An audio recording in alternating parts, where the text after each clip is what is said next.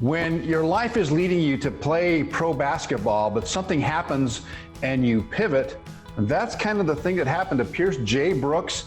And now he has a message of empowered storytellers. Welcome, Pierce. It's nice to have you with us. I'm not sure how that all connects together, but clearly you have found your way to communicate what you feel inside. Right. Thank you so much for having me. And Carlos, I got to say, you helped raise me, because my mom used to wake up every morning, have KTLA on, and you were the voice that brought me up. So thank you. It's good to be with you. Well, it's my pleasure. That's awfully nice of you to say. And those memories are very, very much in my head as well. And, you know, we've 29 years ago, we started that KTLA morning news, and what an impact it had. And that's kind of what you're doing, is you're trying to have an impact on people's lives in a very positive way, having gone through quite some trials in your own personal life. Right. I'm trying to turn my mess into a message. That's what I try to do. I've been through a lot, as we all have. And as I was just going through, you know, as you talked about, and I talk about in my Tedx talk, was supposed to go to the NBA. I was the tallest kid. Everybody around me said, hey, this is what you're supposed to do. That didn't happen. And so when you don't meet everybody else's expectations and you experience other things in your life, you're like, okay, what am I here for? And as I started to do that work, I started to find public speaking was something that I love. Consulting with people was something that I love. And I just started a business for doing that. And I love it. Isn't it interesting that at certain levels, we all have some pain and some hurt and some things in our lives that propel us forward, despite whatever it is that seems to be holding us back. Some of us fight through it and succeed. Some of us don't fight through it and crash and burn. Yes. What makes the difference, do you think? For me, it was having just some type of light. When I was going through a rough time, and you know, I mentioned I sometimes had some rough patches with my father. I had my mother, who was a light in my life. I had my grandmother. I had music.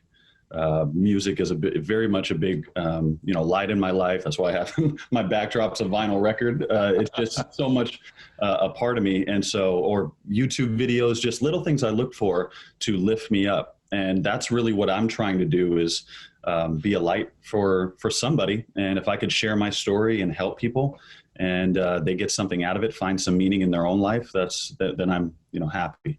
So what do you give them to empower them as a storyteller? What specific things do you talk about?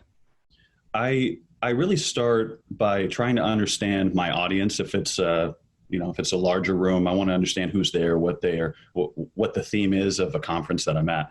If I'm working with someone one-on-one, then same thing. I want to understand them. I want to get to know them. What's their limiting beliefs? What are their roadblocks? And once I understand that, then I share something in my life where I felt that I've gone through the same thing. Or maybe if I can't personally relate on what they're going through, I have another story I know someone who went through that, and I can share their story. And so stories are what helped me move along. Again, whether it was music, whether it was a YouTube video, that's what helped me. And so that's what I want to, provide for other people, is some type of perspective change or shift in mindset.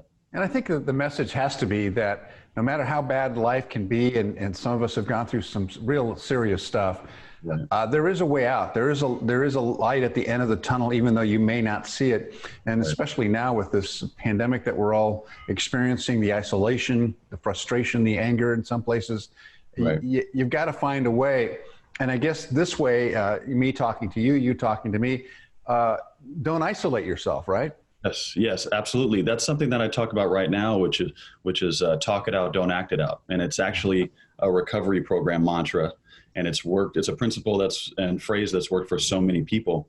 And that's what happens is when you're bottled up and you're dealing with so many emotions, it's like a soda bottle, right? You shake it, at some point it's going to explode. And we're shaking bottles right now. And if we're not talking these things out, if the only way that we express is online behind a screen, we get into Twitter fingers and attack culture, and that's not good for anybody. And so that's part of my healing, is being able to talk about what I've been through. I've spent so much time bottled up, and it didn't work for me. And so I just want to spread that message, and it comes back because the more I talk, the more someone else talks, and it helps me as well.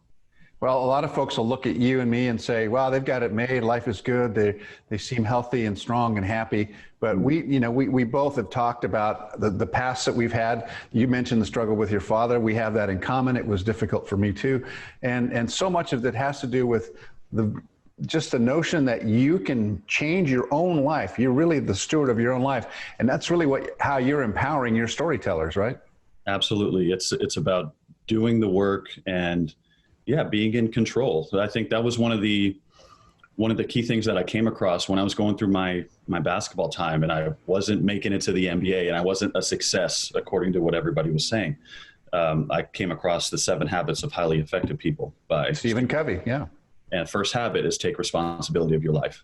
And so when I read that, I'm like, okay, wow, everything that's happened to me up until this point, don't blame anybody. I can't blame my father for, how he was. Instead, I can have gratitude for how he was, because he showed me, more of a full picture. And, this is also generational.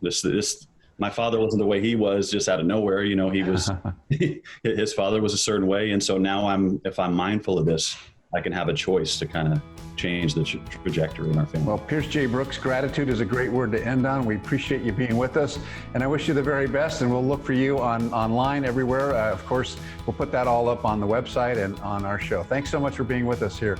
I'm Carlos and Lisa. Thank you, Carlos. Great to be with you.